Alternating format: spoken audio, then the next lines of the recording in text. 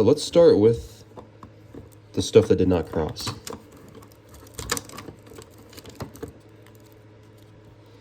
Did not cross 8 over low 7. This was in a really old Annex holder.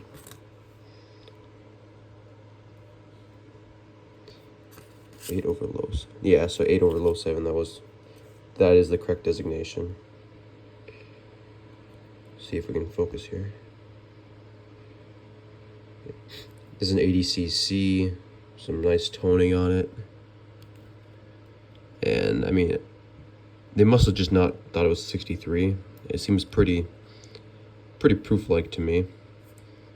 I thought it might get an upgrade, but here we go. Yeah, it must have just not have been proof-like enough, or too much chatter. Yeah, really nice colors though. I like the orange and the blue. Cool coin. I like the holder. Next up, did not cross. So I guess it just means that if it says that did not cross, it must be with the grade or designation they didn't agree with. So this is a 1901. I was really bummed about this. I really wanted a true view for the reverse. Let's see. Barbers with toning are pretty tough, and this one just really has nice color. If you want to watch the Annex video, you can see it probably better, but I don't know. I think this should have crossed, but I don't know. I guess I thought it was XF45 or maybe cleaned. That's fine. Still like it. Okay. Yeah, so this one they said clean. Yeah, I really don't see how that's not AU. It's got, I mean, weak luster, but basically full luster.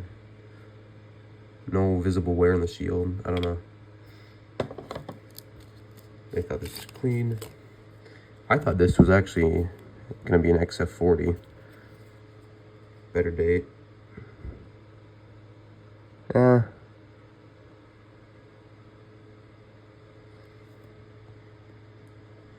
1893S.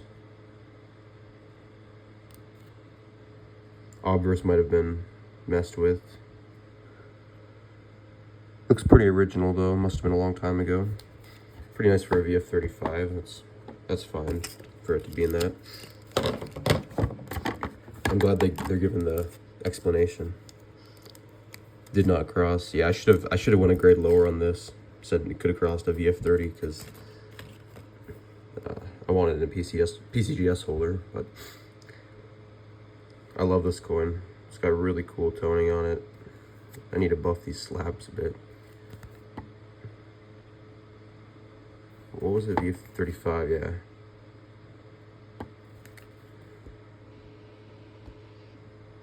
Yeah, okay, here we go. Yeah. Really nice obverse. I like the black and brown look. Pretty cool. But yeah, probably just not enough detail for a 35. Must have been 30 for them. Okay. Questionable color. Not surprised with this one, but I did say any grade, so it must have just been straight grade where they would cross it, which is unfortunate. I didn't know that. But 1964D, I mean, it's pretty cool.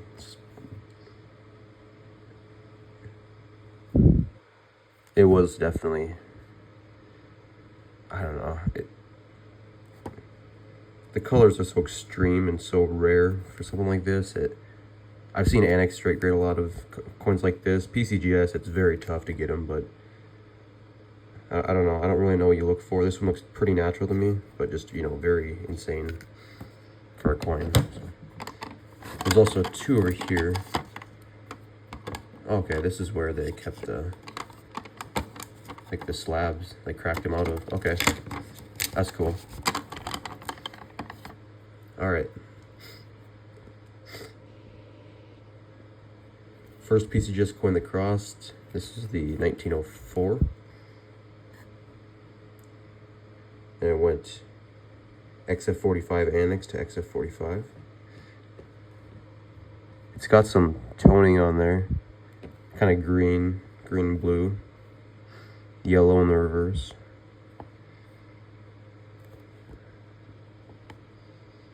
Pretty sharp coin, some luster. Not my favorite out of the toners, but still glad it crossed. That's cool.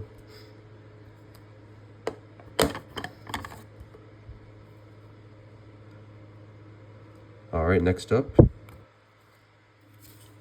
is the 1900S bar recorder. If you want to guess the grade. This was in an annex, got it off eBay.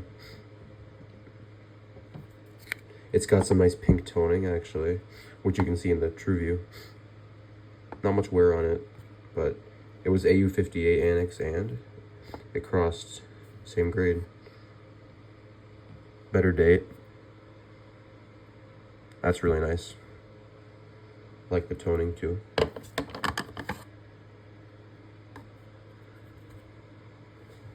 Okay, here's one with really nice toning.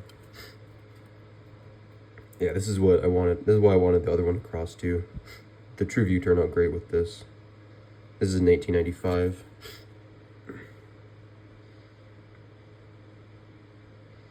You can see the little crescent on there. On the top and then the bottom, there's some subtle color too. Nice blues and purples. If you want to guess the grade for this.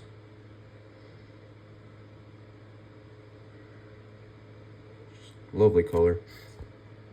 XF45, it crossed same grade. It was in a newer annex holder. I love this coin. Alright, hopefully this is the micro dime. Oh no, this is not, this is another one. A different dime, so. This is a 1914.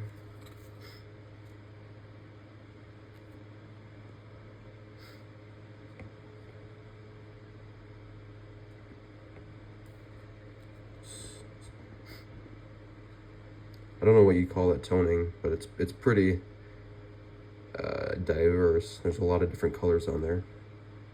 I call it like space toning, galaxy toning. This was in a blue annex, one of those older blue holders, and it was kind of hard to see the toning for some reason. But this one was it was in a 64, and it crossed 64. So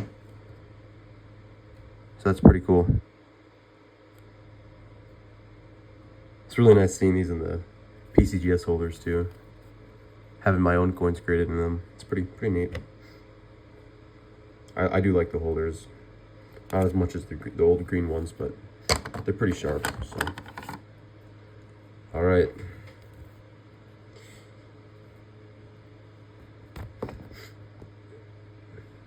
This is the biggest coin of the submission. This one was cracked out and sent in raw. I don't need to zoom in that far. Okay. Very strong toning on this dime. And if you look down at the bottom of the reverse, you'll see an O. And it's a very small O. It's the micro O variety. And this is really tough to find in mint state in higher grades.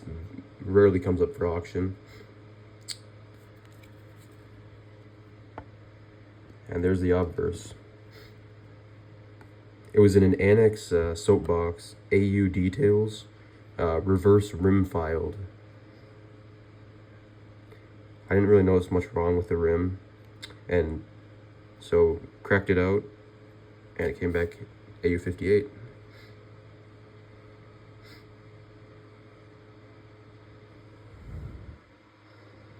Something I might send it to CAC. There's really not much luster, which sucks for an AU coin, but it's got a very it's very strong strike.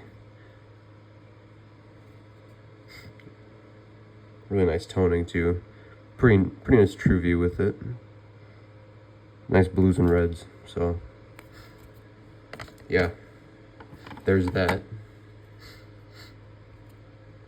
And I believe I paid for restoration with this one.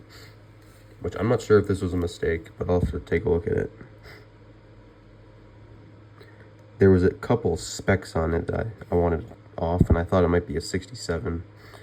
This was one of the first coins I ever had as a collector. It's got some sentimental value. I like the toning on it, and it's just, you know, nice 50D. I sent it into Annex, and it came back 66, 5 full steps. And there was a spot up there. If they did restoration on this, then they did not take out that spot. It's just part of the coin. Right on top of Jefferson's hair. But I really thought this should have been at least a 66 plus with the toning and fields, but came back 66 full steps. Still a high value coin, over $100 probably, for price guide. I still like it, and glad it's in a PCGS holder. TrueView makes it look kind of whitish with a little bit of red.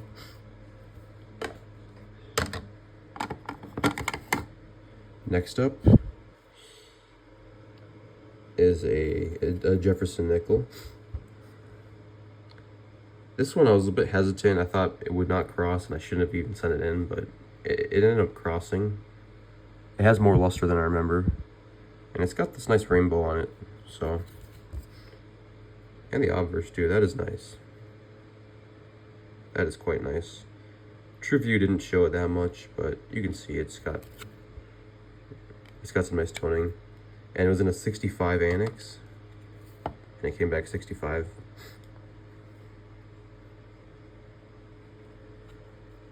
Oh shoot, why is there already there's already a scratch in the holder? That's a big scratch. That's disappointing. I'm not sure if this camera can see that, but it's right down the middle. That's, come on PCGS. Okay, so looks like we've got one more coin that crossed anyway. This is an 1899 V-nickel. Bought it at a show raw and I submitted it to Annex. Nice streak toning on it. Wasn't sure if this one would cross or maybe get an upgrade. It was in a 64. I want to zoom in here. Not that far. It's got this nice golden streak there. Pretty cool TrueView on it too. And it came back 64.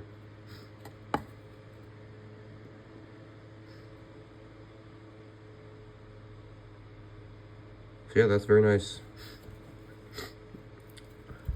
Here's some of the holders.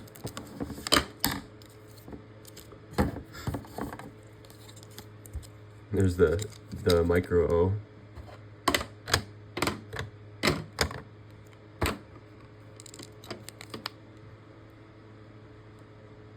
So yeah, if you want to take a look at the reverse here, if we can do that.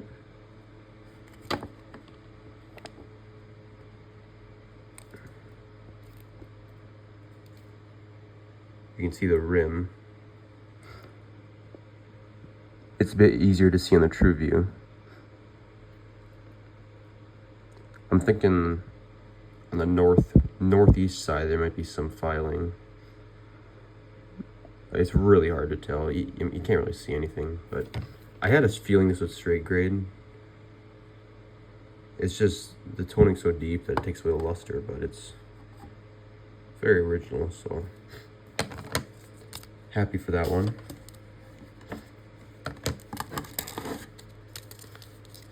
A couple more, yeah. So that's it. 1, 2, 3, 4, 5. So 8 coins total that crossed. And yeah, so I do have another one coming as well. And Economy Service is taking about a couple months. So it'll be a while for the next PCGS video. But thank you for watching, and just let me know what you think.